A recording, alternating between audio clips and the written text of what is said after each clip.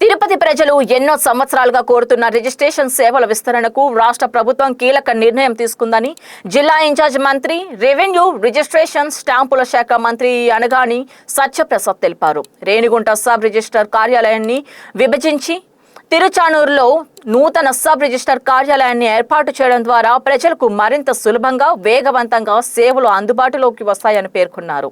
బుధవారం తిరుచానూరులో ఏర్పాటు చేసిన నూతన సబ్ రిజిస్టర్ కార్యాలయాన్ని మంత్రి అనగాని సత్యప్రసాద్, రిజిస్ట్రేషన్, స్టాంపుల శాఖ commissioner, inspector general doctor B R Ambedkar, జిల్లా collector doctor S Venkateshwar, Chittoor parliament సభ్యులు దగ్గుమల్ల ప్రసాదరావు, చంద్రగిరి ఎమ్మెల్యే పులవర్తి నాని, తుడా చైర్మన్ దివాకర్ రెడ్డిలతో కలిసి ప్రారంభించారు. ఈ సందర్భంగా మంత్రి మాట్లాడుతూ ప్రభుత్వం అమలు చేస్తున్న ఈజ్ ఆఫ్ డూయింగ్ బిజినెస్ విధానానికి అనుగుణంగా ప్రజలకు ప్రభుత్వ సేవలను మరింత చేరువ చేయడమే లక్ష్యంగా ఈ కార్యాలయాన్ని ఏర్పాటు చేసినట్లు తెలిపారు.